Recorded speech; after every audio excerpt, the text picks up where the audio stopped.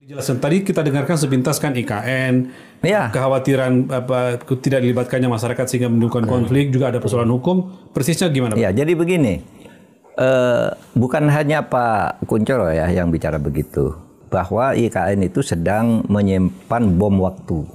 Oke. Ini pandangan mereka. Prof. Kuncoro nih. Oleh sebab itu kita sampaikan ke Pak Prabowo ya, agar ini diantisipasi atau dimitigasi dari sekarang. Karena apa? Karena IKN itu tidak melibatkan masyarakat lokal. Hasil penelitian resmi yang dilakukan oleh Visipol UGM yang dipimpin oleh Gafar Karim, ikut ini Pak Gafar Karim, dosen menjelaskan Visipol. juga hasil penelitian di situ nanti akan terjadi konflik karena orang yang akan menempati IKN itu bukan penduduk asli. Ya, penduduk asli akan tersingkir dari situ. Nanti yang datang orang luar semua di situ. Itu kata Di Pak IKN Gafar. Pak Gafar. Di pertemuan itu hadir ya? Di pertemuan itu mengonfirmasi apa yang dikatakan oleh Pak Kuncoro bahwa di situ menyimpan konflik. Kalau Pak Kuncoro menghitungnya kan 15 tahun lagi akan terjadi perang kan tadi di sana antar penduduk pendatang dengan penduduk lokal yang merasa tersingkir, apalagi banyak tanah yang belum belum diselesaikan sampai sekarang. Nah, itu yang dikhawatirkan. Oleh sebab itu IKN itu supaya ditangani secara betul-betul, jangan sampai nanti menjadi konflik karena terasa ada orang yang seharusnya menikmati alam dan kekayaan alam di situ malah tersingkir. Assalamualaikum warahmatullahi wabarakatuh. Kembali lagi di channel Gambas LJ. Kali ini kita akan menyajikan video Prof. Mahfud MD yang memberi pesan-pesan untuk Pak Prabowo dan juga kabinetnya yang dirasa agak-agak gemuk lah, istilah kabinet gemuk lah, dan semoga bisa membereskan kewarisan Pak Jokowi yang 10 tahun. Oke, langsung aja kita simak apa yang diuraikan Pak Mahfud MD. Gas. Nah, keterpilihan itu harus disertai juga dengan pemberian hak prerogatif. Nah, sekarang kan Pak Prabowo membuat ya semacam kejutan tradisi baru ya. Iya. Menterinya banyak sekali, waminnya 2 kali lipat kayaknya dari menterinya. Tapi oke, itu tidak melanggar konstitusi. Tapi Pak Mahfud sendiri tidak membayangkan akan seperti itu jumlahnya kabinetnya. Saya semula tidak membayangkan, tetapi sesudah ternyata banyak, ya enggak apa-apa juga, itu urusan Pak Prabowo. Ada berbagai analisis ya, ada yang mengatakan wah itu titipan si A, itu jatahnya si ini, itu jatahnya si itu, dan seterusnya dan seterusnya, sehingga semua yang berjasa dalam pemilu itu diberi porsi di situ. Itu bisa begitu juga ya. Tapi bisa juga siapa tahu ya, Pak Prabowo itu kan bukan orang bodoh ya, dia orang pinter tuh. Jangan-jangan itu ada satu strategi yang sedang dia atur. Ya begini kan aja dulu. Entah apa maksudnya nanti kita lihat. Silakan masyarakat mengomentari dulu kira-kira gitu ya. Silakan masyarakat komentari dulu. Kan bisa banyak analisis tentang itu ya, mungkin itu baik loh untuk satu strategi yang nanti akan dikeluarkan target dari strategi itu, goalnya mungkin akan dikeluarkan nanti dalam waktu tertentu. Jadi kita serahkan semuanya itu kepada Pak Prabowo, dan kita tentu tidak bisa menyatakan itu jelek sekarang. Ya sekurang-kurangnya 100 hari lah kita lihat. Ya, sesudah dilantik itu. Nah, tetapi yang terpenting sebenarnya dari ini, demokrasi itu kan, ini oleh di Jogja kemarin sebelum ada yang bilang itu, demokrasi itu kan sebenarnya alat untuk redistribusi kekuasaan. Iya kan? Jadi bagusnya demokrasi itu, kekuasaan itu harus dipergilirkan secara periodik. Kemarin redistribusinya seperti itu, sekarang redistribusi lagi oleh Pak Prabowo. Ini kamu pakai ini, kamu pegang ini. Itu bagusnya demokrasi, dan itu diatur secara periodik. Sehingga yang tidak kebagian di dalam distribusi baru itu tidak apa-apa gitu. Tapi nanti terus pada periode berikutnya akan terjadi lagi hal yang sehingga seperti ini. Ini kita baca sebagai bagian dari redistribusi baru lagi oleh Pak Prabowo gitu. Iya, dan itu perlunya demokrasi, tidak apa-apa. Nanti kan akan ada redistribusi lagi sesudah 5 tahun. Dan menurut saya enggak perlu 5 tahun sih. Nanti kan ini pemerintah ini berjalan tahun 2025 tuh sekurang-kurangnya setengah tahun tuh masih mencari pola karena ini banyak yang baru dan macam-macam. Ada nomenklatur baru, ada peraturan baru, mencari fasilitas baru, ada yang kosong, ada yang benturan. Itu pasti terjadi kan. Nanti itu mungkin setengah tahun sampai setahun. Itu awal 2006, pertengahan 2006 itu sudah orang mulai pengelompokan politik baru untuk pemilihan presiden 2009 seperti yang dulu kan. Mulai lagi menyiapkan untuk next. Dulu kan survei-survei sudah dimulai pada malah tahun 2020 kan. Tahun 2020 itu sudah muncul nama-nama yang akan bersaing waktu itu yang memang sudah nama Prabowo, nama Anies, nama Ganjar. Padahal itu baru tahun pertama, tahun kedua tahun gitu pertama, ya. Lalu ada nama-nama lain Erlangga, Muhaimin, Mbak Puan. Tapi memang yang tiga ini sudah leading sejak 2020 dan disurvei terus. Dan itu akan muncul lagi nanti sejak tahun sekurang-kurangnya akhir tahun 2006 itu sudah terjadi regrouping baru di dalam politik. Itu hal yang wajar saja. Untuk untuk apa? Untuk redistribusi lagi. Ya. Yang berkuasa ingin tetap berkuasa dan ingin solid, yang tidak berkuasa ingin ngambil atau mendapat bagian. Yang di dalam ini kira-kira tidak dapat bagian, dia akan grup baru kan biasa begitu dan itu bagus lah kalau demokrasi menurut saya. Oke, baik. Kalau gitu saya sekarang mau lanjutkan kepada apa yang Pak Mahfud sebutkan tadi sebagai oleh-oleh Jogja. Iya. Bapak menyatakan bahwa pertemuan terakhir kemarin ketika ke Jogja berdiskusi dengan para guru besar dan sejumlah akademisi di Jogja, lalu sebagian dari mereka atau mungkin semua mereka menitipkan sesuatu kepada Pak Mahfud tentang ekspektasi mereka terhadap pemerintahan mendatang. Yeah. Nah, saya ingin Pak Mahfud menjelaskan dulu apa pertemuan itu seperti apa, karena kami sudah punya videonya Pak. Kita udah punya videonya juga, mau kita tayangkan nanti untuk saya minta Bapak menjelaskan apa maksudnya. Apa konteksnya dan maksudnya kenapa itu mereka sampaikan. Monggo diceritakan dulu Pak pertemuan itu. Ya, seperti biasa ya sejak dulu, bahkan sejak jadi menteri sekalipun atau sebelum jadi menteri sampai jadi menteri Polhukam sampai sekarang setiap saya ke Jogja itu pasti bertemu dengan para akademisi yang concern dengan negara kita ini. Biasanya sih sambil ngopi di Kopi Kelotok Pak ya? Biasanya di Kopi Kelotok, rumah warung SGPC, Bu Suryo. Kemudian terkadang lebih terbatas lagi nanti di warungnya Bu Agengnya Butet gitu. Iya, betul. Nah, yang datang itu biasanya guru besar dari berbagai perguruan tinggi. Nah, yang kemarin ini terakhir hari Senin pagi itu di rumah saya. Lesehan gitu. Hampir 20 yang datang guru besarnya itu. Tentu dengan kru saya menjadi agak banyak. Nah, itu memang berdiskusi tentang bagaimana negara ini ke depan. Satu tahap kita sudah anggap selesai, yaitu Pak Jokowi kita pastikan beliau sudah akan berhenti pada tanggal 20. Tidak ada lagi kekhawatiran bahwa itu tidak akan terjadi. Sudah semuanya percaya tanggal 20 itu akan terjadi serah terima. Kita mengucapkan selamat jalan kepada Pak Jokowi. Kembali ke tengah-tengah masyarakat, tentu masih punya hak politik kalau mau siapapun karena ini negara demokrasi, tapi kembali ke tengah-tengah masyarakat lagi, tidak sebagai presiden. Dan perannya di dalam politik, pengaruhnya di dalam politik yang selama ini dikhawatirkan sudah diproporsionalkan oleh gerakan masyarakat sehingga insya Allah pelantikan ini berjalan aman. Dan kita tentu mengucapkan selamat bertugas kepada Pak Prabowo, dan pertemuan di Jogja itu memberi catatan-catatan yang mohon pemerintah ke depan di bawah pimpinan Pak Prabowo itu memperhatikan. Bahwa itu masalah bangsa kita,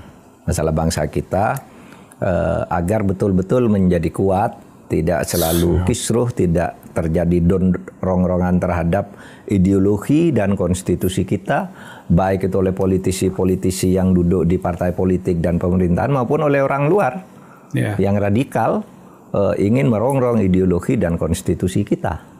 Nah itulah sebabnya lalu kemarin banyak yang dicatat, tapi mungkin kita sekarang bisa tinggal saudara mau tanya apa sekarang karena sangat banyak saya tidak bisa nerangkan satu-satu. Kami menghimpun videonya Pak, ada belasan orang kan yang hadir di situ lalu beberapa kita ambil Pak, kita coba lihat 4 atau 5 video saya coba tayangkan terus langsung Bapak memberikan konteksnya seperti apa, ekspektasi detailnya itu seperti apa. Kita coba dulu ini video pertama dari Profesor Kuncoro Pak. Profesor Kuncoro. Ya, Guru Besar UGM. Ya. Guru Besar dan mantan Ketua Dewan Guru Besar UGM. Oh, mantan Ketua Dewan Guru Besar. Oke, oke. Profesor Kuncoro. Ini videonya Pak, kita lihat dulu. Ya. Saya sudah melihat sinyalemen bahwa 15-20 tahun yang akan datang akan terjadi perang saudara di IKN. Dari mana saya mengatakan pembangunan IKN itu sendiri jauh tidak melibatkan masyarakat.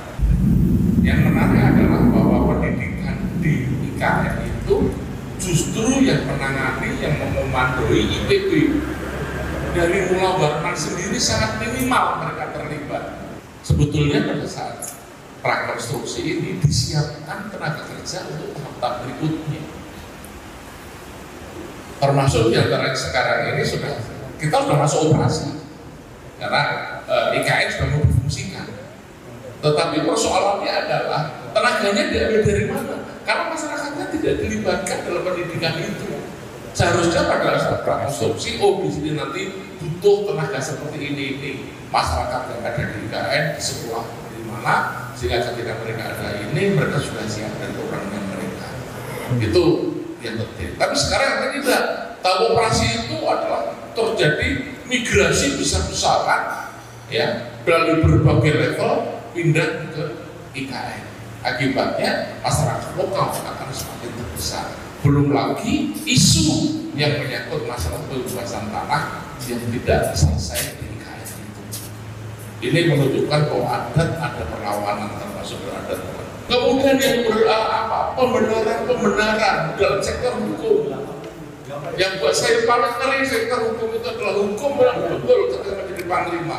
Tetapi hukum digunakan untuk sandera, digunakan untuk alat pembenaran. Ya, Pak Mahfud, ini Profesor Kuncoro seperti saya sampaikan tadi. Saya perhatikan Bapak ngetik-ngetik itu tuh mencatat Pak ya, apa yang disampaikan ya? Iya, saya mencatat. Lagi ngomong terus Bapak mencatat itu poin-poinnya. Iya. Apa Pak yang dijelaskan tadi kita dengarkan sepintas kan IKN, kekhawatiran tidak dilibatkannya masyarakat sehingga menimbulkan konflik, juga ada persoalan hukum. Persisnya gimana Pak? Iya, jadi begini. Bukan hanya Pak Kuncoro ya yang bicara begitu, bahwa IKN itu sedang menyimpan bom waktu. Okay. Ini pandangan mereka. Prof. Kuncoro ini. Oleh sebab itu kita sampaikan ke Pak Prabowo ya, agar ini diantisipasi atau dimitigasi dari sekarang. Karena apa? Karena IKN itu tidak melibatkan masyarakat lokal.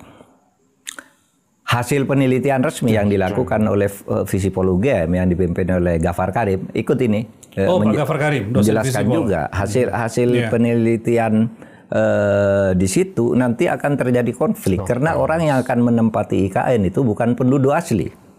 Ya, penduduk asli akan tersingkir dari situ. Nanti yang datang orang luar semua di situ.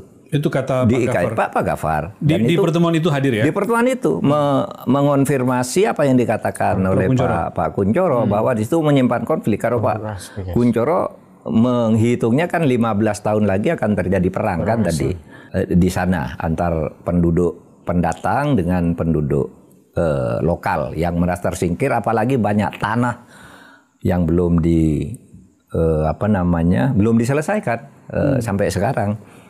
Nah, itu yang dikhawatirkan. Oleh sebab itu IKN itu supaya ditangani secara betul-betul, jangan sampai nanti menjadi konflik karena terasa ada orang yang seharusnya menikmati alam dan kekayaan alam di situ malah tersingkir dari situ, padahal mereka masyarakat situ.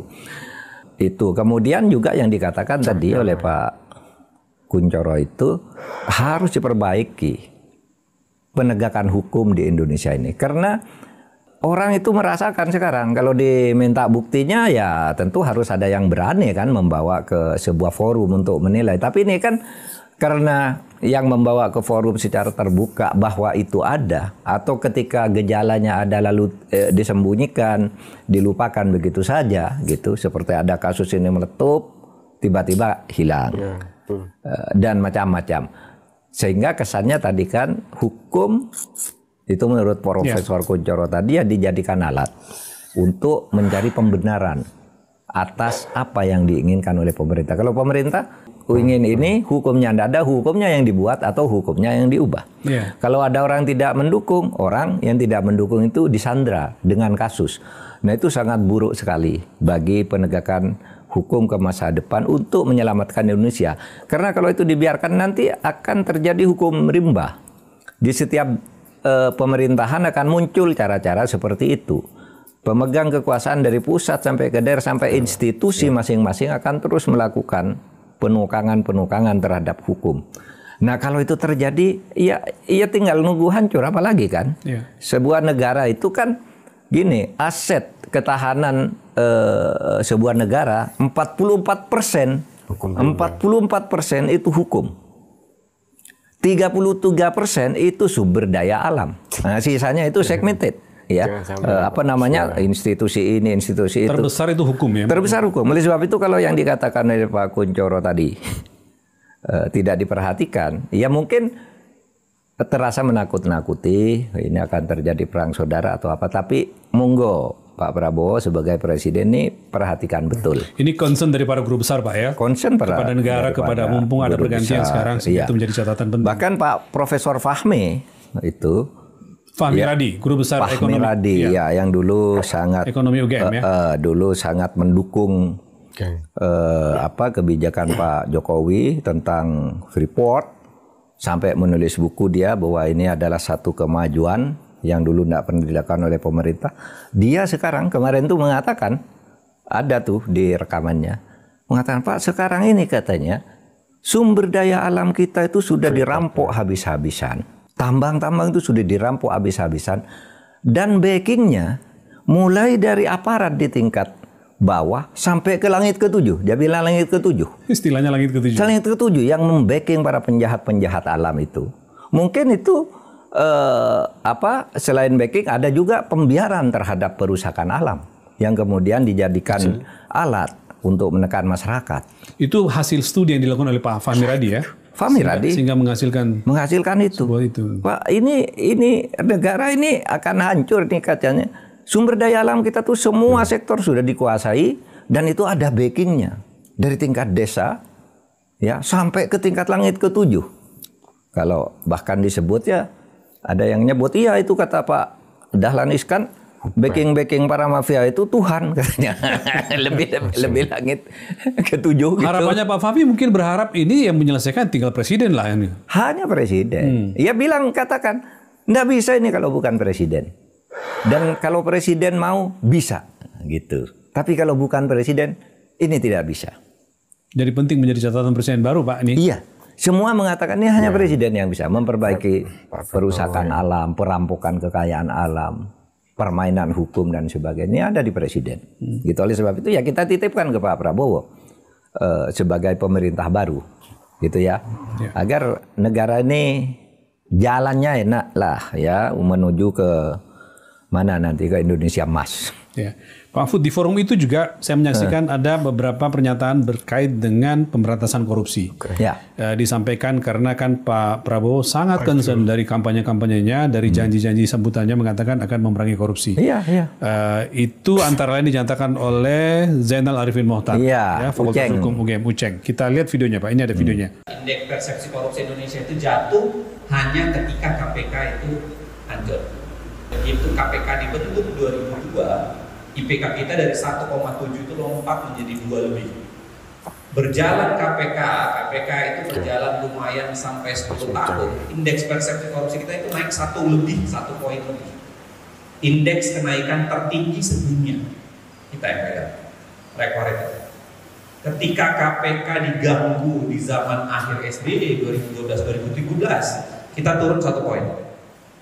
Dari 36 menjadi 35. Begitu diperbaiki kembali, SBY menyampaikan dukungan, itu naik terus sampai 4.0 di zaman Jokowi, dan akhirnya ketika 2017 kita resmi membunuh KPK, itu kemudian dia turun sekarang sampai balik ke square 4, jadi turun balik ke 34. tentu ya kalau menggunakan indeks itu, saya ingin katakan bahwa kalau mau cepat dan kalau dalam tanda kutip pragmatis saja, Pak Prabowo memperbaiki indeks persepsi korupsi, perbaiki KPK. Karena itu angkanya naik turunnya itu kita seiring dengan kerjanya KPK, independensi KPK, lalu kemudian bagaimana dia melakukan pemberantasan korupsi, ya kira-kira begitu. Tidak pernah dibikin pengawasan yang memadai terhadap hakim. KY dibunuh secara sistematis. KY itu Komisi Yudisial, itu dulu punya kewenangan yang banyak tuh. Termasuk ikut seleksi hakim di tingkat negeri, ikut seleksi hakim di tingkat tun, itu dibunuh satu-satu tuh, dibatalin undang-undangnya, dihilangin.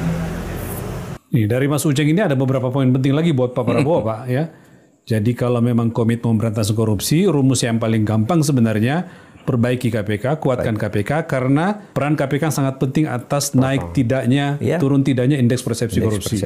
Apa pandangannya Pak Mahfud? Ya betul, dan itu pengalaman kita tadi kan diceritakan juga oleh Uceng ya. Coba itu contohnya ketika waktu Pak SBY terjadi gangguan kepada KPK oleh polisi. Di akhir pemerintahan SBY. Di akhir pemerintahan SBY. Sebenarnya sejak awal pemerintahan edisi 2 kan, sampai akhir pemerintahan ada upaya mengganggu KPK. Kan turun indeksnya. Tapi ketika peristiwa itu begitu gawat, SBY turun tangan kan, mengeluarkan Perpu, menyelamatkan KPK, menghalangi atau memerintahkan agar ada 2 pejabat KPK akan ditangkap. Yang peristiwa cicak buaya digagalkan itu ya? Iya kan ada 2 akan ditangkap kan, terus pagi-pagi saya bilang ke SBY, ada Pak Joko Suyanto, itu Pak hari ini mau ada penangkapan ya, ada pesan dari teman-teman. Lalu Pak SBY bertindak, panggil Joko Suyanto, Menko Polhukam waktu itu, katakan Pak Joko jangan sampai terjadi itu gitu. Dan waktu Chandra M. Hamzah waktu itu kan mau ditangkap sama Trianto mau ditangkap. Iya, terus akhirnya bergerak-gerak terus sampai pada akhirnya tetap ditersangkakan juga. Lalu kita yang MK yang turun tangan kan, membatalkan undang-undang bahwa mereka yang ditersangkakan tuh diberhentikan dari KPK dan seterusnya. Nah itu kan naik lagi SBY meninggalkan ini. Pada Pak Jokowi kan terus turun, mula-mula naik terus anjlok pada tahun 2022 itu menjadi 34 dan terus menerus sampai sekarang gitu.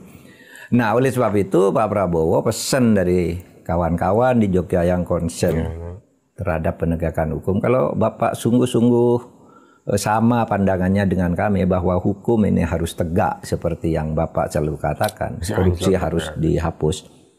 Yang paling penting untuk pertama dilakukan bagaimana KPK itu kuat lagi.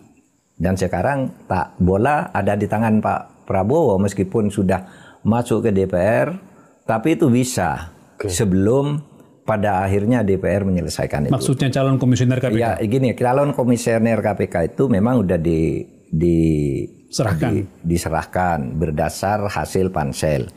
Yang diserahkan ke presiden itu 20. Itu selesai dari pansel. Tapi dari presiden ke DPR tinggal 10.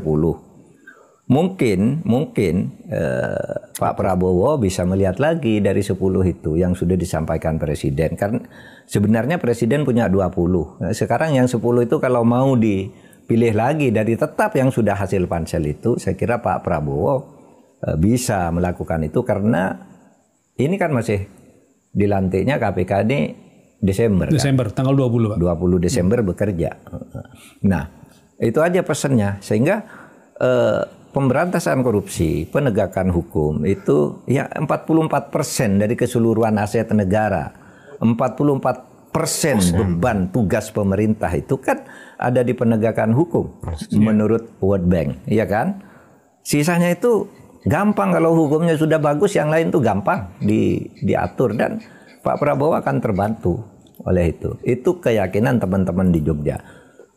Saya kemarin teman di Jogja ndak perlu melihat masa lalu lah dulu ya, masa lalu nanti pada saatnya diskusikan lagi sebagai catatan-catatan penting dalam penegakan. Tapi untuk Pak Prabowo bekalnya memulai pemerintahan itu. Dan bekal ini bukan ide baru, idenya Pak Prabowo sendiri. Betul. Tinggal kan ide Pak Prabowo membatas korupsi, menegakkan hukum, intel tidak boleh ngenteli rakyat, itu kan dari Pak Prabowo. Ya, intelijen itu tidak boleh ngentel rakyat yang berbicara kritis dan sebagainya. Intel itu bekerja untuk keperluan keamanan negara, kan begitu. Kalau rakyat beraspirasi, berdiskusi dan sebagainya, nggak usahlah dibuntut-buntut. Itu kan kata Pak Prabowo sendiri.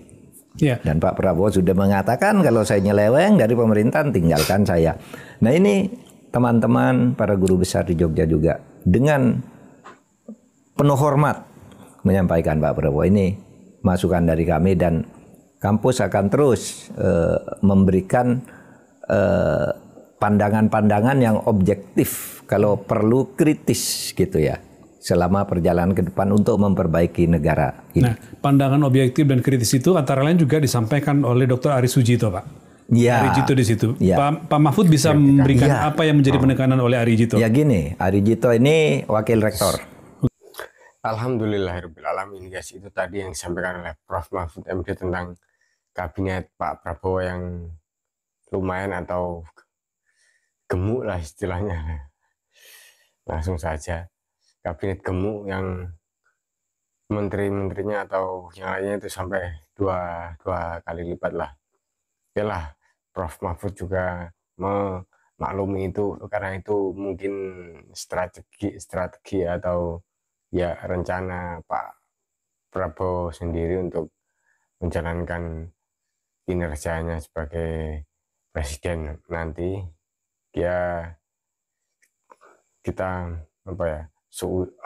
husnudon atau berprasangka baik saja kepada Pak Prabowo, karena mungkin punya rencana sendiri atas kabinet yang sudah ditata sedemikian rupa.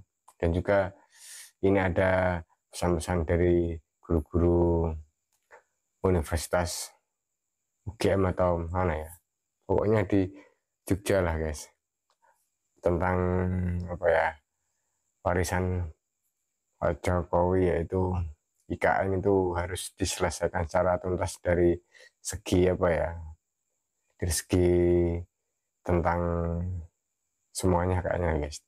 Tapi yang terpenting itu dengan rakyat atau masyarakat lokal yang istilahnya tergusur atau istilahnya tergusur karena dibuat IKN guys. Dan semoga ini bisa damai sampai yang di IKN jangan ada kekerasan di kemudian hari. Oke, semoga bermanfaat dan juga mengedukasi masyarakat Indonesia. Wassalamualaikum warahmatullahi wabarakatuh. Gambas LJ.